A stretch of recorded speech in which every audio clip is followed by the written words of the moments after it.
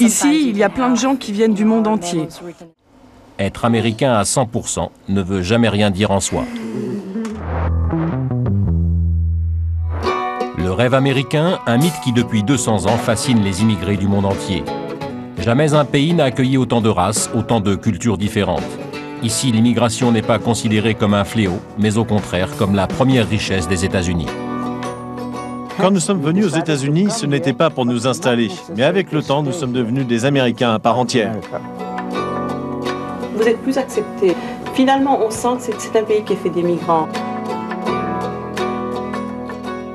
Si on n'avait pas eu la chance d'émigrer, jamais nous ne serions devenus ce que nous sommes. Les États-Unis m'ont donné ma chance et je me devais de réussir.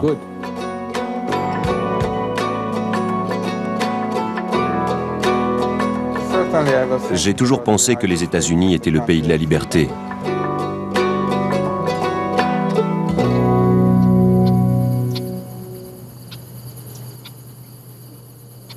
Au nord des États-Unis, à la frontière canadienne, le Dakota.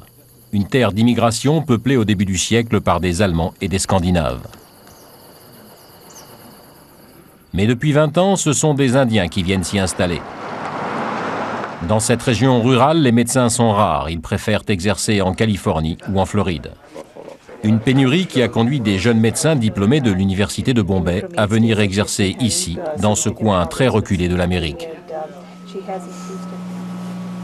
C'est le cas de Rup Nagala. Il a repris en main un petit hôpital qui allait fermer. Avant qu'il ne débarque à Oaks avec son épouse, les patients devaient se rendre à 200 km de là pour consulter. J'ai fini mes études de médecine et j'ai fait ma spécialité en Inde. Ensuite, je suis venu dans l'Illinois où j'ai passé une équivalence. Mon frère travaillait déjà aux États-Unis comme généraliste depuis 1968. C'est lui qui m'a encouragé, qui m'a poussé à venir, ce que j'ai fait en 1975. Après l'ouverture de leur clinique, les Nagala ont créé d'autres antennes médicales dans une dizaine de petites villes des alentours. Chaque jour, Vani Nagala parcourt 300 km sur les routes difficiles du Dakota du Nord. Ici, l'hiver est très long et très froid.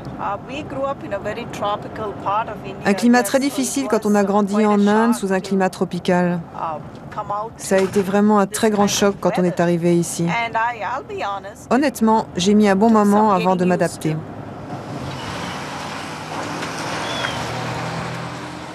Quand ils sont arrivés dans le Dakota il y a 18 ans, les Nagala, de par leurs origines, étaient considérés comme des médecins de second ordre.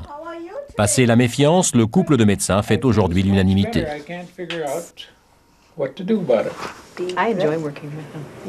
Je suis vraiment contente de travailler avec eux. Ils nous traitent tellement bien. Moi, franchement, je ne sais pas si j'ai jamais été aussi heureuse de travailler pour un docteur avant de connaître les Nagala. Au cœur de cette Amérique profonde, plus personne ne se souvient que les Nagala sont nés à Bombay. Leur blouse blanche et leurs compétences ont suffi à faire oublier qu'ils sont des immigrés. Pour le seconder, Rup Nagala a cherché à embaucher de jeunes médecins américains, mais il n'a trouvé personne. Faute de candidature, il a fait venir des confrères indiens et jordaniens.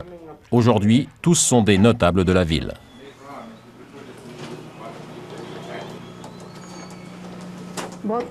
Le docteur Vani et le docteur Rup sont tous deux très impliqués dans la vie de notre communauté, et pas seulement dans le domaine médical. Par exemple, le docteur Vani fait partie du conseil d'administration de l'école. Elle a d'ailleurs été la première femme élue à ce poste-là.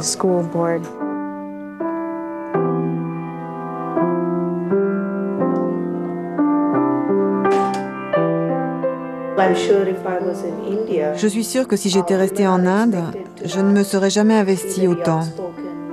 Pour moi, participer activement à la vie sociale me donne un sentiment de grande indépendance. En tant que femme ici, mes compétences sont reconnues, ce qui n'aurait pas été possible en Inde.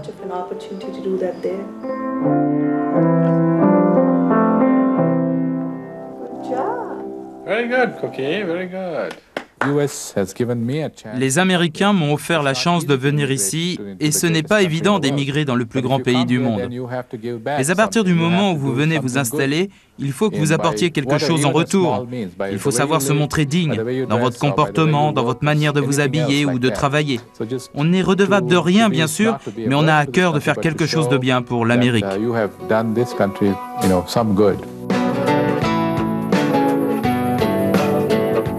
À des milliers de kilomètres de là, sur la côte Est, le New Jersey. C'est là qu'est implantée AT&T, la première compagnie de téléphone américaine.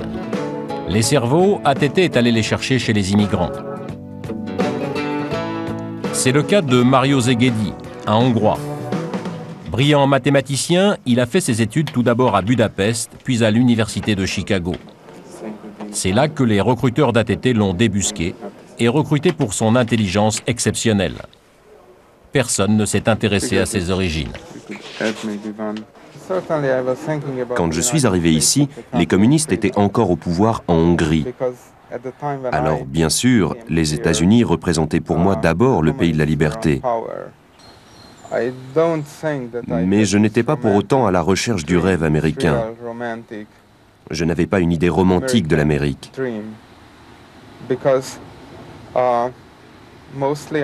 Je suis avant tout un mathématicien ennuyeux qui est à l'aise uniquement avec des chiffres et qui veut juste inventer des théorèmes.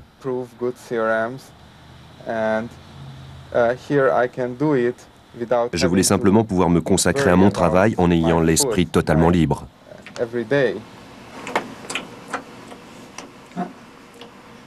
Il y a 6 mois, les Szegedy ont eu un fils, Michael.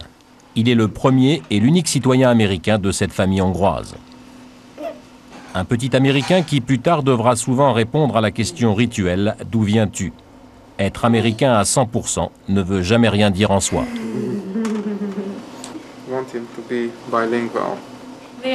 Ici, on vous demande toujours d'où vous venez. Quelles sont vos racines? Quelles sont vos origines?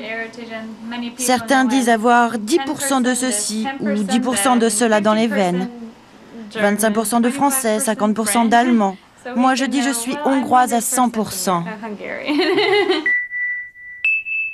Comme chez tous les nouveaux immigrants, les souvenirs du pays d'origine restent rangés sur une étagère à portée de main. Ma famille me manque. Ce serait idéal si mon père, ma mère et ma sœur pouvaient vivre ici. Ils sont tous venus en mai à la naissance du bébé. C'était vraiment génial. Quand ils sont repartis, je n'ai pas arrêté de pleurer pendant 2 ou 3 jours. Mais d'un autre côté, je sais que ce ne serait pas bien de retourner là-bas. 50% des chercheurs et scientifiques américains sont nés à l'étranger. Dans le restaurant de l'entreprise, on ne parle qu'anglais, mais avec 6 accents différents. En Hongrie, j'étais l'un des mathématiciens les plus doués de mon pays. Mais ici, j'ai la sensation que j'apporte quelque chose à la société qui m'a embauché. Je veux leur prouver qu'ils ont eu raison de me faire confiance, au point qu'ils ne pourront plus se passer de moi.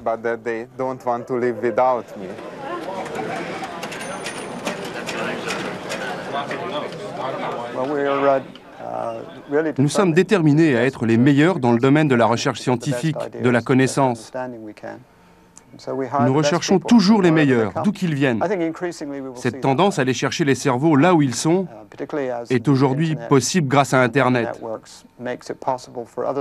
Les spécialistes sont tous en relation les uns avec les autres grâce au réseau. Les chercheurs d'une même discipline peuvent communiquer entre eux. C'est, je pense, la meilleure réponse qu'on puisse apporter au discours nationaliste. En fait, c'est une attitude très saine. Direction à présent la côte ouest. Ce groupe de rock sino-californien est en fait une bande d'amis. Tous hommes d'affaires que la musique réunit après le travail 1 fois par semaine.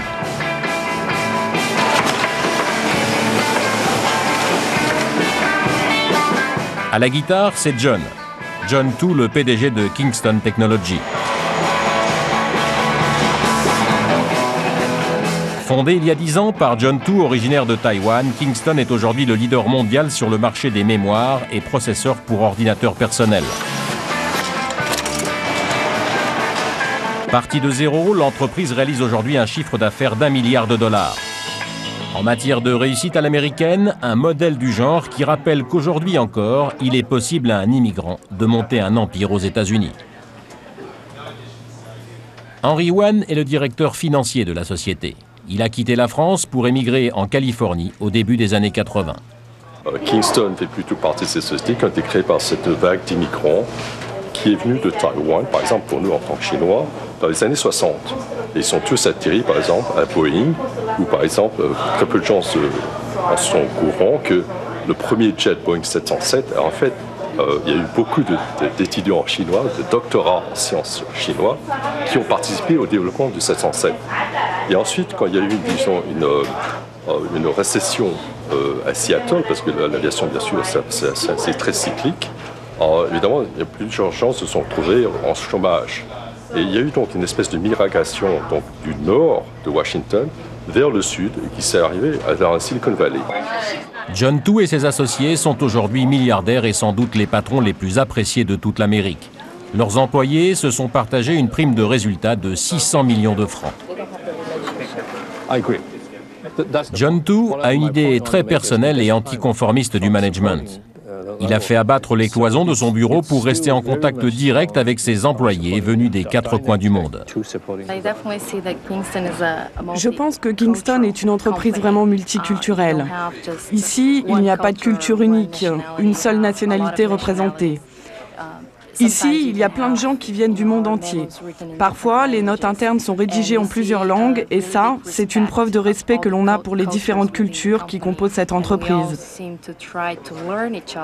On essaye tous d'apprendre des autres et de respecter leur culture. Ce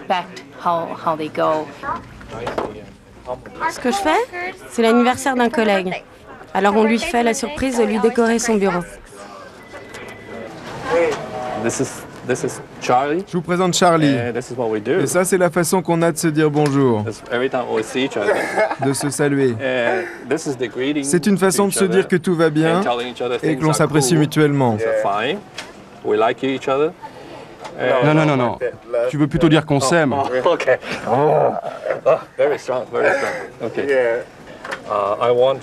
Je veux que Charlie ait une chance de découvrir un environnement professionnel avant d'aller à la fac.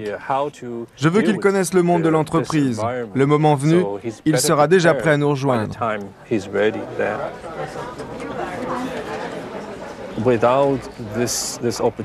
Si ce pays ne nous avait pas donné une chance à David et à moi, si on ne nous avait pas offert toutes les facilités, nous ne serions certainement pas ici aujourd'hui. C'est pour cela que nous nous devons de donner quelque chose en échange. Notre devoir, c'est d'offrir la même chance aux autres de réussir, que ce soit dans notre entreprise ou ailleurs.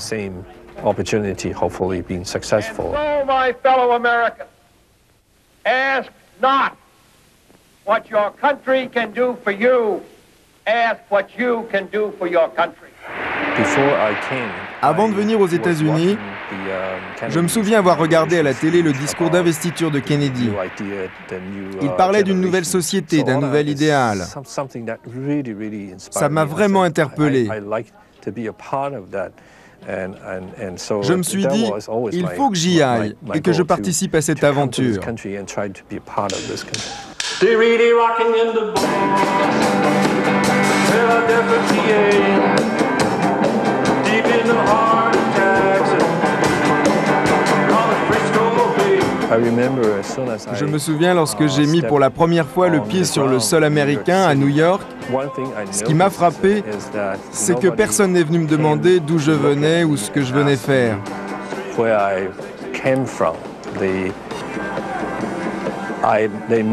D'entrée, j'ai eu la sensation de faire partie de ce melting pot. C'était bizarre et rassurant à la fois de savoir que j'appartenais déjà pleinement à cette communauté.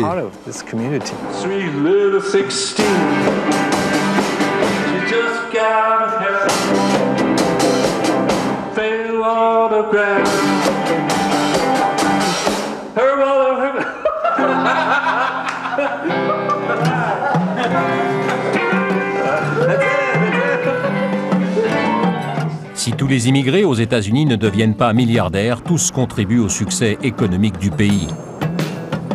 À Miami, ce sont les milliers de Cubains qui ont fui le régime de Fidel Castro, qui ont fait décoller la Floride du Sud, aujourd'hui l'un des États les plus riches de l'Amérique.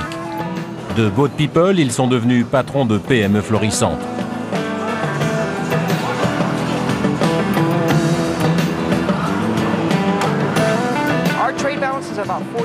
La balance commerciale de Miami avoisine les 270 milliards de francs par an. Nous importons pour environ 78 milliards de francs de marchandises, nous en exportons plus de 164 milliards. Cela veut dire que Miami est l'une des rares zones douanières à enregistrer un excédent commercial. Et ça, c'est le fruit de l'expérience que les gens de Miami ont du commerce international. En fait, Miami est un endroit qui attire toutes sortes de gens qui veulent faire de l'argent. Regardez par exemple cette tasse de café. Ce café est sans doute tenu par des Cubains, mais le fournisseur qui fabrique ces tasses en papier, lui, est américain. Et même chose pour le fabricant de serviettes ou de machines à café. Toutes ces entreprises américaines profitent du business de ce petit café cubain. Grâce à la présence des Cubains, Miami est devenue la plaque tournante du commerce avec l'Amérique latine. C'est ce qui a poussé Frank Mora, un fabricant de chaussures, à quitter Porto Rico pour s'installer ici l'été dernier. Il a déjà fait fortune. Cette année, on devrait faire entre 36 et 48 millions de francs de chiffre d'affaires et l'année prochaine, on espère bien faire entre 48 et 60 millions de francs. On verse des salaires, on paye des impôts à Miami. À notre échelle, on participe en quelque sorte à la bonne santé économique de la ville, comme toutes les autres PME de Miami. Né à Cuba, Frank Mora partage sa vie avec Maria, sa deuxième femme. Il l'a rencontrée à Paris lors d'un voyage d'affaires. J'ai toute ma famille en France. Nous sommes tous français, enfin, par naturalisation. Mes parents sont arrivés en France à travers de la guerre civile, non, espagnole, mais je ne me suis jamais vraiment sentie intégrée. J'ai toujours la petite espagnole, même que j'étais un bébé quand je suis arrivée en France, j'ai toujours été la petite espagnole pour beaucoup de gens, même des amis que j'aime beaucoup, qui m'aiment beaucoup, mais ils ne pouvaient pas éviter de dire c'est la petite espagnole. Et ici, je me sens plus relax quand même. Vous êtes plus acceptés. Les gens, finalement, on sent que c'est un pays qui a fait des migrants. Alors, c'est très difficile. Il n'y a pas le racisme. Je ne crois pas qu'un immigrant est un danger. Puisque l'on parle d'immigrés, vous remarquerez que tous ces immeubles sont habités à 90% par des immigrés qui viennent du monde entier, et spécialement d'Amérique latine. L'immeuble là-bas a une belle histoire. On a investi des millions et des millions de francs. C'est le plus beau du coin. Eh bien, il a été construit par un Italien. Ça vous dit quelque chose ?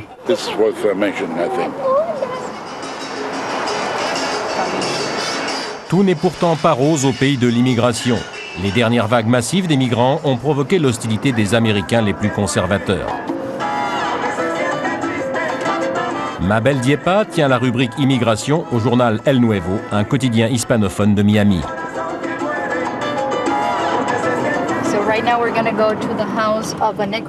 Là, nous nous rendons dans une famille de Nicaraguayens. Le fils est détenu depuis ce matin par les services d'immigration. Ils vont certainement l'expulser.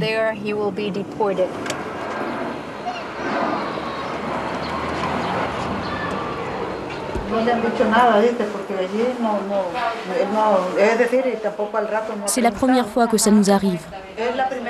Mon fils n'a jamais eu de problème avec la police. Il n'a jamais fait de prison. Je ne comprends pas pourquoi il l'arrête. Je ne comprends pas ce qu'on leur reproche. Ces gens sont venus ici avec l'idée de travailler dur pour améliorer leur niveau de vie. Je pense qu'on n'a pas le droit de les punir pour ça. Ce n'est vraiment pas humain de les traiter comme ça. Personne ne peut leur reprocher de vouloir réussir, d'essayer de sortir de leur misère.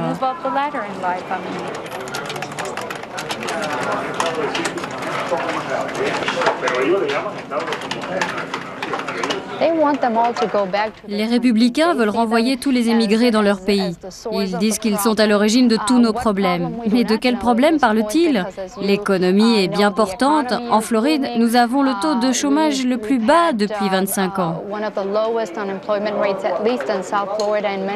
Personne n'arrive vraiment à comprendre ce mouvement anti-immigré. Ils refusent de voir la réalité qui montre bien qu'en fait, les immigrés ont un impact positif sur l'économie de ce pays. Symbole du durcissement des positions à l'égard des immigrés, la frontière mexicaine. Un mur édifié par les Américains et surveillé 24 heures sur 24. Le mot d'ordre, on ne passe plus. Résultat, les agriculteurs américains aujourd'hui manquent de main-d'œuvre. Les Mexicains saisonniers qui passaient la frontière pour venir faire la cueillette ne sont plus à l'appel et on manque de bras. Manuel Cunas est le président de l'Association des fermiers californiens. Régulièrement, il fait la tournée des vignes et des vergers pour tenter de remonter le moral des exploitants. Fred, comment ça va?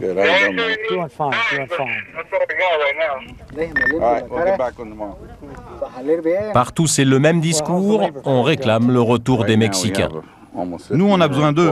Actuellement, nous avons embauché 15 000 personnes, mais il nous en faudrait 1 millier de plus. Il te manque 1000 ouvriers? On pourrait en embaucher 1000 demain. Ce genre de travail, les Américains ne veulent pas le faire. On le constate de plus en plus. Et on dit qu'on a 16% de chômeurs. Pourquoi ils ne viennent pas travailler ici? Mais le durcissement de la position américaine en matière d'immigration a surtout changé la vie des travailleurs mexicains. La rue César Chavez à San Francisco est devenue le point de ralliement des clandestins. Dès 7 heures du matin, ils viennent tenter leur chance à l'embauche. Pour beaucoup d'employeurs, c'est une occasion d'augmenter les horaires et de baisser les tarifs. Virginia Lopez est avocate dans une association de défense des immigrés. Tous les jours, elle tente de mobiliser les clandestins. Que vous ayez des papiers ou non, vous avez droit au même traitement que les autres. Vous le savez? Vous avez des problèmes particuliers? Oui, les employeurs en profitent parce qu'ici, il y a beaucoup de clandestins qui n'ont pas le choix. Comment vous dire? Ils en profitent pour nous rabaisser, pour nous traiter. Enfin, ils nous payent moins que les autres. Ils ne vous donnent pas le choix. Ou vous acceptez leurs conditions, ou ils vont voir ailleurs, c'est ça? Oui, et quand on réclame notre paye, ils nous envoient promener. Ils nous disent de revenir un autre jour. Et comme par hasard, ce jour-là, la bonne personne n'est pas là. Beaucoup d'employeurs profitent de la nouvelle situation. Ils les embauchent, les font travailler plusieurs jours et à la fin du travail, ils les payent à peine. En fait, ils les mettent en confiance, juste pour obtenir ce qu'ils veulent. Mais quand il s'agit de les payer, il n'y a plus personne.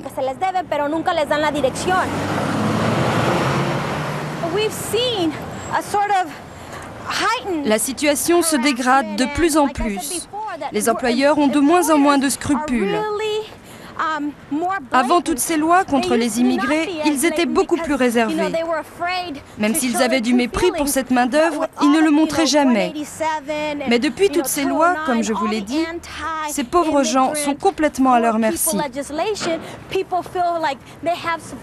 Aujourd'hui, les employeurs ne se gênent plus. C'est la porte ouverte à tous les abus et à toutes les injustices. Ce durcissement de la politique américaine en matière d'immigration mobilise une grande partie de la communauté latino-américaine. Qu'ils soient légaux ou clandestins, les immigrés tiennent à rappeler à l'administration Clinton qu'ils représentent une force électorale, mais aussi une force économique.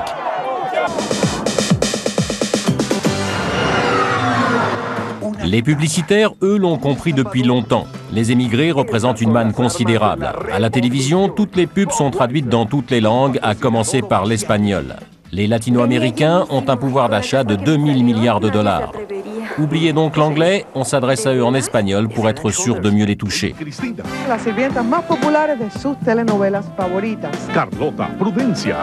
Les dollars ne connaissent pas les frontières linguistiques. Aujourd'hui, chaque minorité ethnique a ses chaînes de télévision.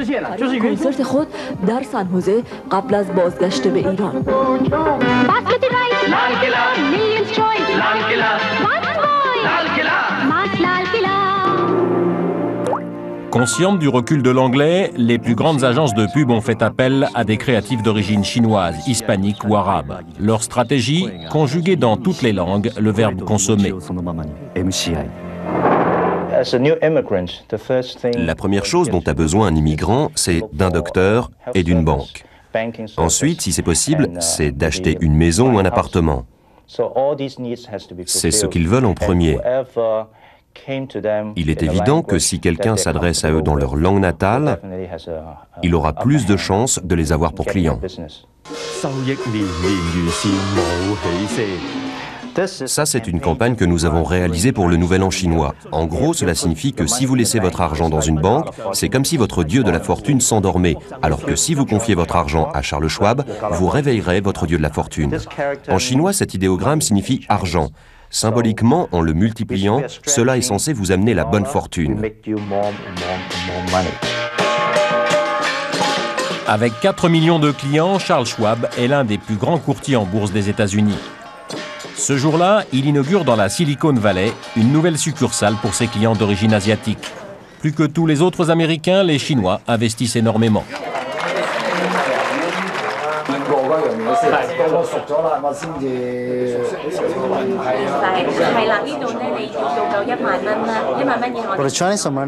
Nous avons commencé à nous intéresser au marché des Américano-Asiatiques en 1990 et nous n'en sommes qu'au début. C'est un marché énorme, en pleine expansion. Nous avons déjà en Floride une agence pour notre clientèle latino-américaine. Et ici, à San Francisco, nous avons l'intention d'ouvrir des succursales pour les communautés asiatiques, comme les Coréens et les Vietnamiens. San Francisco a pleinement profité de la rétrocession à la Chine de Hong Kong. Massivement, les Chinois ont investi dans les banques asiatiques de la cité californienne de l'autre côté du Pacifique. En 2002, on estime que 50% des habitants de San Francisco seront d'origine asiatique.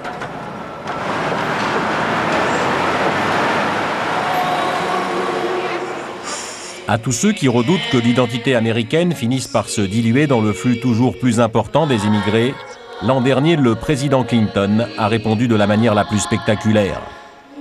Au cours de cérémonies de masse comme celle-ci, plus d'1 million d'immigrants sont devenus des citoyens américains à part entière. Ils sont l'Amérique de demain. Chacun doit toujours être libre de faire ce que bon lui semble. Et ça, c'est quelque chose que l'on ressent lorsqu'on vit aux États-Unis. Dans la vie, il y a des hauts et des bas, mais dans ce pays, vous trouverez toujours une occasion de rebondir. Parce qu'ici, on vous laisse accomplir vos rêves. Les citoyens de ce pays forment une grande communauté où chacun peut trouver sa place. Les immigrés n'apportent pas uniquement avec eux leur volonté de réussir, mais aussi leur culture. Bien sûr, certains sont de vrais cons, mais dans l'ensemble, nous sommes une vraie chance pour ce pays. Pour nous, le rêve américain s'est réalisé. L'Amérique m'a donné ma chance, et moi, je pense lui avoir apporté quelque chose. En 2050, un Américain sur 2 appartiendra à une minorité ethnique.